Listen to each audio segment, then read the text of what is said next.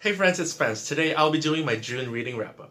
This month has actually been a good reading month, like not necessarily statistically speaking, because I read like 12 books. So I think that's kind of like my average, not like a ton, but also not too few. There's some shorter books here, but we'll get to that later. But yeah, overall, I've enjoyed most, if not all, of the books that I read this month. I don't think I had any 1 stars. But yeah, let's get right into it. So the first book that I read this month, or for the past month, I should say, is Dauntless by Eliza A. Bonin. I received this as an e-arc from the author, and I'm also on the street team for this book. I'm just putting that out there as a disclaimer. So Dauntless is a YA fantasy, and here we follow our main character, Sari, who is called a Valiant, which is like a warrior type person in this world, and she is being trained by one of the best warriors in the world named Eshai Unbroken. And in this world, there are a lot of so-called beasts that hunt the people, and it's the job of these warriors to kind of capture those beasts and turn their skin into armor. So Sari is being trained by Eshai Unbroken, like the popular warrior. But then one day she meets another warrior type person named Chana who can communicate with the beast and kind of just flips the whole script upside down. I really loved and enjoyed this book. I actually have a dedicated review for it, which I'll put in the cards. This is a debut novel, and it was really impressive. I really loved Bonin's writing style. I also enjoyed how just action-packed it is. There's a little bit of a learning curve towards the beginning where you're just kind of thrust into this world and nothing is really like explained in depth to you. You're just there for the ride and you'll learn things along the way. My favorite thing about this book though is the world building, because this is a pretty short book, but Bonin was able to pack in so much like nuance and depth to like the different cultures in this world and how the politics works, as well as how the magic kind of works, without it ever feeling like info dumpy or confusing. So yeah, if you're looking for a YA fantasy set in a tropical setting that's just like action packed, there's a lot of cool fight scenes too. And also if you're a fan of kind of like animal type companion stories, then this might be for you. It's also sapphic, so that's always a bonus. I rated this book 4.5 stars. The next book that I read is War of the Flowers by Tad Williams. So this is actually my first Tad Williams book. I decided to get into his books at the insistence of one of my friends. Unfortunately, this kind of discouraged me from reading more Tad Williams works. I did not really vibe with his writing style. I've been told that he writes really prettily, but I just couldn't see it. And also I thought this book was way longer than it needed to be. So what this story is about is we follow our main character, Theo Vilmus, who lives in our world. He is super down on his luck. Like his wife just miscarried, and after that, she wanted to break up with him, and just so many other things happen to him, and he's just super depressed. And then one day he learns more about one of his mysterious like great uncles when he finds a journal of his, and after a series of events he finds himself in the realm of the Fae. Basically the whole story is just him trying to get back to our world, but also learning that the things that he thought he knew about his life may not be what they have seemed. But yeah, I rated this book 3 stars. It was a decent story.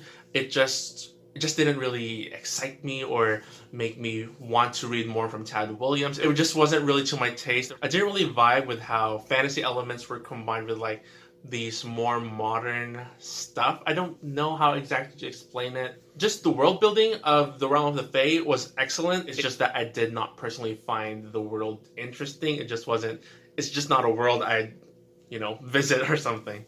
So yeah, it was a decent read, not a favorite. Probably not going to read any more Tad Williams unless, I'm really intrigued by one. 3 stars. The next book is a popular book. Number 1 because Lee Bardugo, and number 2 it has a Netflix adaptation, and that is Shadow and Bone, the first book in the Grisha trilogy. I don't think I really need to get into the details of this book, but basically we follow our main character, Alina. She is a cartographer or like a map maker, and on an expedition that goes through this thing called the Fold, which kind of is this dark shadow that splits their world. Their ship is attacked and Alina kind of just like summons light. And that ability in this world is kind of never heard of, and so she is summoned by a general who kind of wants to take advantage of her powers to change the world. So I love the Netflix adaptation. I actually saw that before reading this. I've never read a Grisha book before, and I have to agree with most of the sentiments of a lot of the fans that the show is actually better, but actually didn't expect to like or enjoy this book as much as I did.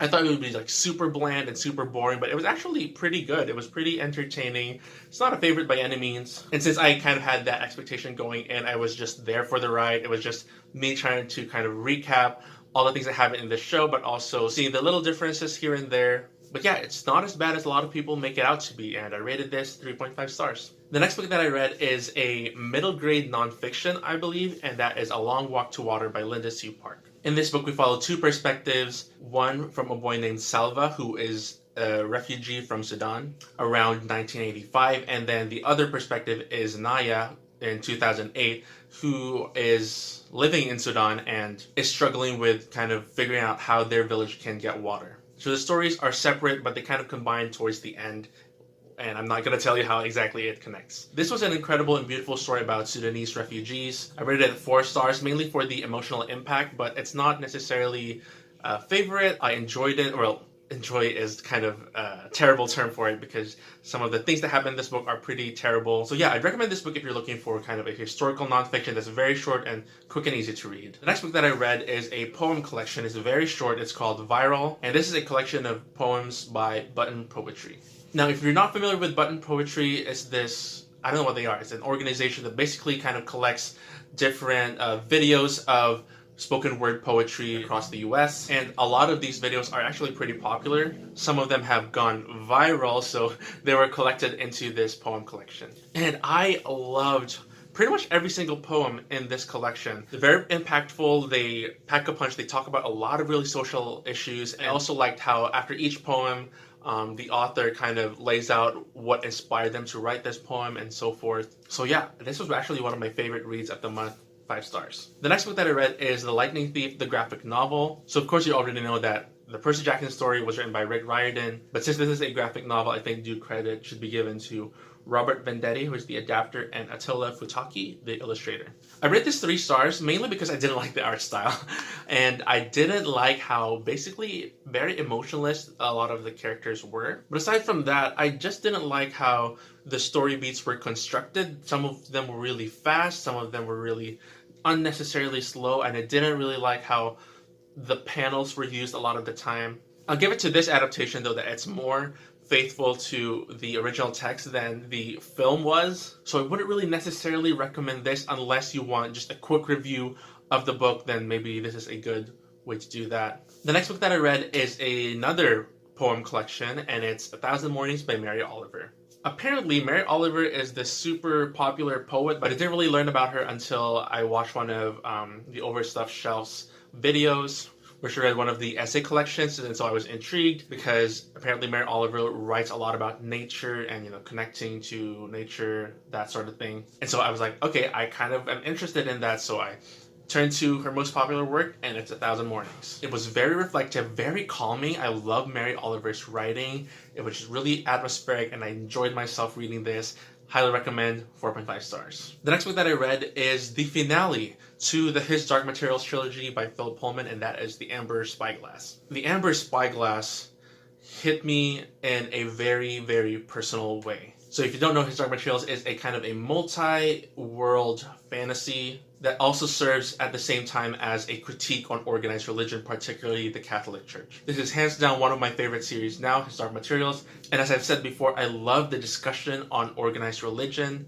But this book in particular really struck a personal chord in me, particularly because one character who talks about how her faith was deconstructed and that sort of thing, and that just hit me in a very personal way. So I rated this 5 stars. It was excellent. I loved it. The next book that I read is The Book Thief by Marcus Zusak. And this is a well-beloved book. Everybody loves this book. And I don't think I really need to get into the details of this. Basically, you know what it's about.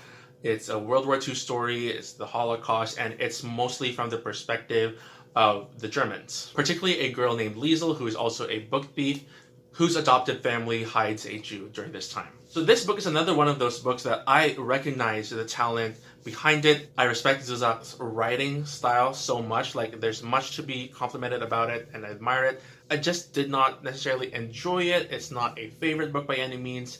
I thought it had some pacing issues, especially the middle half. Like, the first and last quarters of the book are pretty good. I enjoyed them. Again, not necessarily the best term, but I really liked them. But I think the main reason that this book kind of fell flat for me is because this isn't my first Holocaust story that I've consumed either in book format or in film. After seeing or reading a lot of these stories, both fiction and non-fiction, there comes a point where you kind of want something more. You want something that kind of adds a twist to the story, especially for fiction. And yes, I know that this is narrated by Death, and that is kind of like the twist to the story, but that wasn't enough for me to kind of be more invested in the book. I definitely think that if this was my kind of one of my introductory stories to the Holocaust, that I would have appreciated this more, but since it wasn't, then there was nothing really new that was put on the table for me.